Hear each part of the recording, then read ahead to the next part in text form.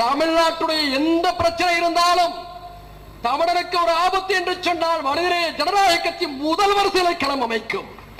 அடிக்கடி நாங்கள் சொல்வதுண்டு, தமிழ் தேசியத்துக்கு பலர் உரிமை கொண்டாடலாம், அதிக உரிமை கொண்டாட வேண்டியது இங்க இருக்கக்கூடிய நாங்கள் எல்லோரும், அண்ணன் சீமான் உட்பட. நாடாளுமன்றத்தில் இந்தியாவுடைய தேசிய மொழியாக எதை கொண்டு வர வேண்டும் என்ற விவாதம் நடந்த போது ஒட்டுமொத்த வட இந்தியாவும் இந்தியை தான் கொண்டு வர வேண்டும் என்று சொன்னார்கள்.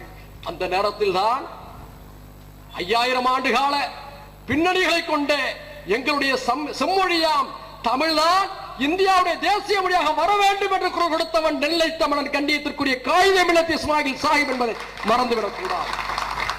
ஒரு ஓட்டிலே தோற்றது. காயிதே மில்லத் அவர்கள் எடுத்த அந்த அரிய முயற்சி ஒரு ஓட்டிலே தோற்றது.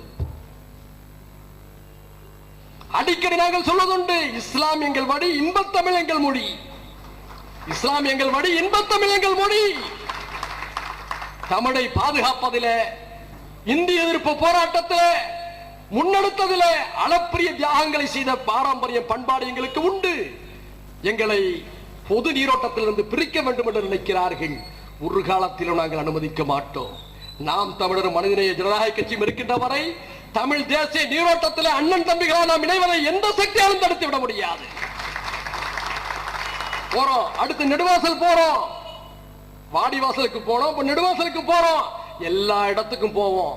உங்க ஆதிக்க திமிரின் குடிமைகளை அறிவிப்போம், உங்களுடைய வஞ்சகங்களை வேறறுப்போம், தமிழ் நிலத்தை காவு கொடுக்க நினைக்கும் உங்களுடைய வஞ்சகத்தை நாங்கள் வேறறுப்போம்.